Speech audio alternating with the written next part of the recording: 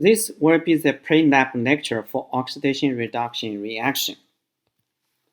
The origin of oxidation-reduction reaction can be traced back to the octet rule that nearly all elements in the periodic table try to establish a noble gas electron configuration so that they can be stabilized. From your Gen Chem lecture, you probably have learned that all elements on the periodic table can be classified as metal and non-metal elements, where the metal elements also include transition metal elements, and the non-metal elements also include noble gas elements. All metal elements tended to lose their outer shell electrons to gain the electron configuration of a noble gas of the previous row on the periodic table.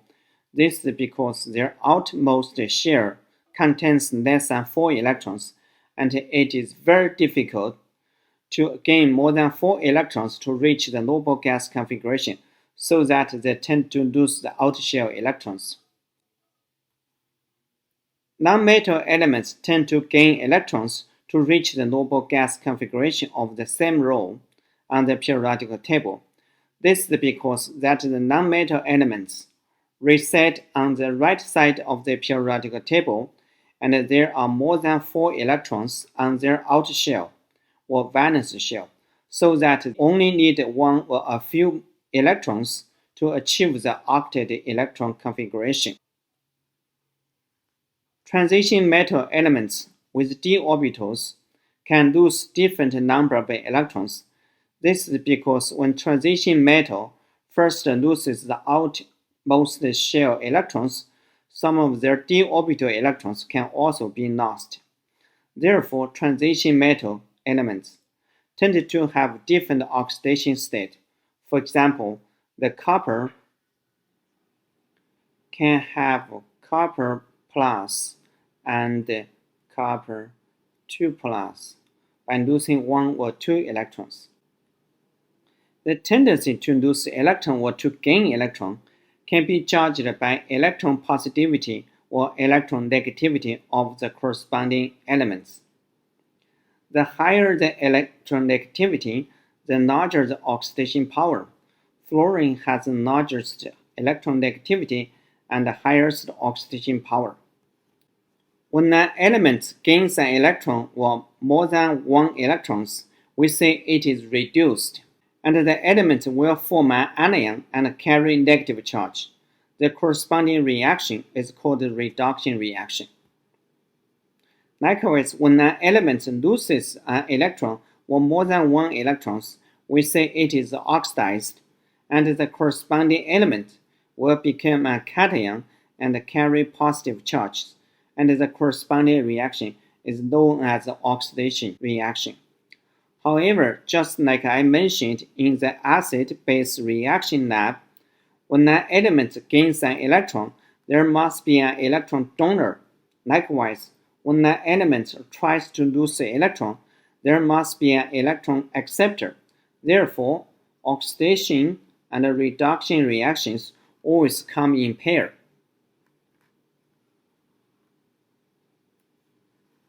So that we often call the reaction as the oxidation-reduction reaction, or simply say redox reaction. This is the same as the reaction between acid and base. According to the law for the conservation of mass, electron cannot be created or destroyed. Therefore, during the redox reaction, the number of electrons lost equals the number of electrons gained. In order to help us balance the redox reaction, we needed to know which element is oxidized or reduced. The way to do so is by means of the change of oxidation state. The decrease of oxidation state means the element has gained electron and is reduced. In contrast, the increase of oxidation state indicates that the element has lost the electron and is oxidized. Here are some rules to assign oxidation states. Oxidation state for an atom in any pure element is 0, such as fluorine, hydrogen, and oxygen, etc.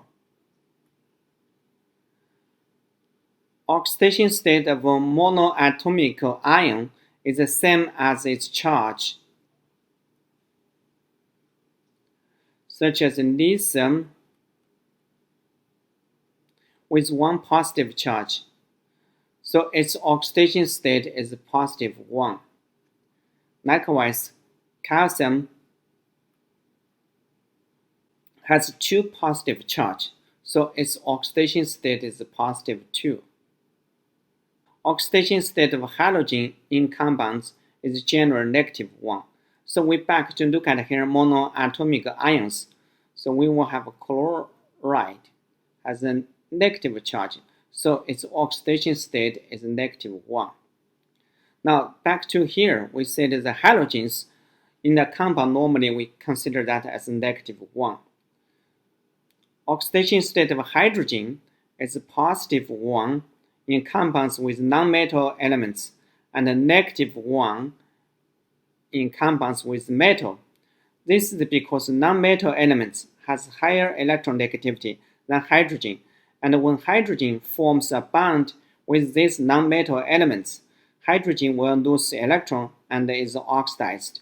On the other hand, when hydrogen forms a bond with metal, which has lower electronegativity than hydrogen, will lose electron to hydrogen.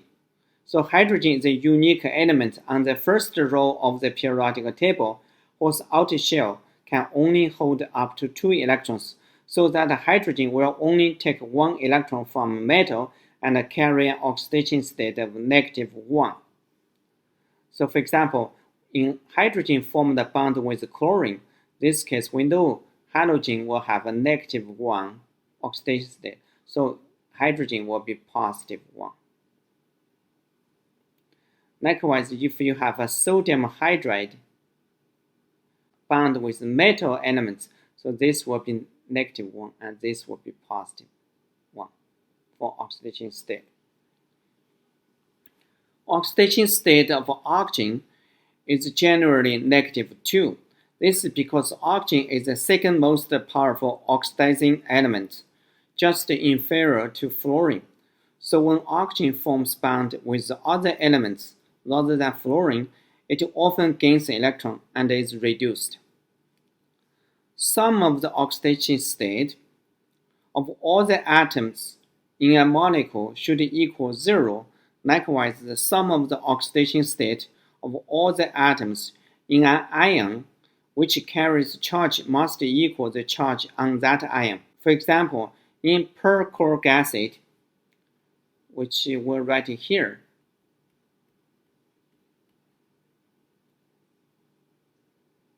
the oxidation state of oxygen is negative 2, and the oxidation state of hydrogen is positive 1. So the whole molecule will have a charge of 0, so the oxidation state of chlorine will be positive 7. For the carbonated ion, like here, CO3 2 minus this one, we know the oxidation state of oxygen is negative 2. So that total charge will be negative 2 multiplied by 3.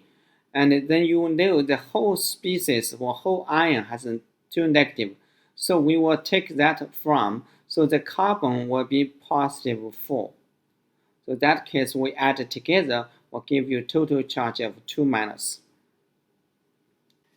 In addition to the electronegativity scale, standard reduction potential is another reference to show how easily the chemical species will be reduced. The standard reduction potential is measured in volts at a standard condition, which is at 298 Kelvin, 1 atmosphere pressure, and in 1 molar solutions. The standard reduction potential is written in the forms of the reduction half reaction. Like we will see here, copper ions will gain 2 electrons to reduce to copper metal. So that's a standard reduction potential will be this one for the copper. Similarly, we can have a standard oxidation potentials that applies to the oxidation reaction. So that is a tendency for a chemical species to be oxidized, and is written as the oxidation half reactions. Like here, copper will lose 2 electrons to form a copper cation and a plus 2 electron. So if you balance the total charge on the both sides, left side the total charge is 0, and the right side here is 2 negative plus 2 positive, so also 0. So this one's balanced. Now the oxidation potential will be the negative value of the reduction potential here. For the same chemical species, we have this relationship. The standard reduction potential or standard oxidation potential is an experimentally measured value by measuring the voltage difference between the chemical species and the reference, and the hydrogen is selected as a reference. So this reaction has been set as a reference, and its reduction potential is arbitrarily set to 0. The standard reduction potential are listed in decreasing order, so that we can easily identify which one can be reduced by others. Therefore, when the species is paired with another one below 8 in the table, the one on top will be reduced and the other will be oxidized. For example, the standard reduction potential of a silver cation, that is 0.80 volt, and the one for manganese, and we see here, this one's reduction potential of the manganese, that's a negative 1.19 volt. We know that silver cation can be reduced by the manganese. We reverse the second half reactions, and we put these two half reactions together and a balanced reaction. We will have a perfect oxidation reduction reaction shown here. So the total difference of voltage will be 1.99 volts. This means that if you separate the silver cation and the manganese by a film, you actually can create a battery with a voltage of 1.99 volt. You can easily make your own batteries after today's lab at home. You will see this displacement reaction in the lab demo. From the table shown on the left side, you can pick any two of the half reactions, put it together, and create your own batteries. Like I said, the standard reduction potential of hydrogen has been arbitrarily defined as 0. Any chemical species with a negative standard reduction potential will be able to donate its electron to proton and reduce the proton to hydrogen. As we already know, the standard reduction potential of copper cation is 0.34 volts, which is a positive value, indicating that copper cannot donate electron to proton, so that when we put copper in hydrochloric acid, there's no reaction at all.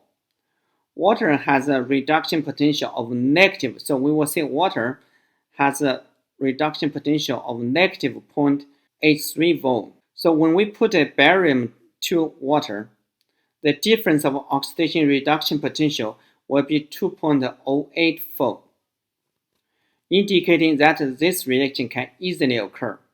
Similarly, for the reaction between metal and acid, like the one between cadmium and hydrochloric acid, the oxidation state of hydrogen is 0, and cadmium is 0, and the oxidation state of hydrogen in water is positive 1, and the oxidation state of oxygen in water is negative 2. But in the cadmium chloride, the oxidation state of chloride is negative 1, and cadmium will be positive 2. So when we put those half reaction together. So this will have a half reactions and another half reactions. When we put them together, the voltage will be positive 4, 0, because this one is arbitrarily set to 0. So in this lab, we will test the reduction power of several metals, including the magnesium, calcium, copper, and iron, zinc, and tin, by 3 independent whilst parallel experiments. The first one is a reaction between water and one of these metals by filling test tube with water and individually added one of these metals to the test tube to see if any chemical reaction occurring. The sign of chemical reaction will be bubbling as proton will be reduced to hydrogen gas, which can evolve from water. The more gas generated, the more violent the reaction is. Remember that standard reduction potential of water is negative 0.83 volt. So only when the metal with standard reduction potential lower than negative 0.83 volt will be able to react with water and generate hydrogen gas. The second reaction is using these metals with hydrochloric acid. In this case, the standard reduction potential of proton is 0. So any metal with a negative standard reduction potential will be able to react with hydrochloric acid and generate hydrogen gas. The third reaction is the one between one metal and a different metal cation. For this part, you should compare the standard reduction potential of both metal cations to see if the reaction can take place. The one with larger standard reduction potential will oxidize the one of lower standard reduction potential, where the reverse reaction will not occur.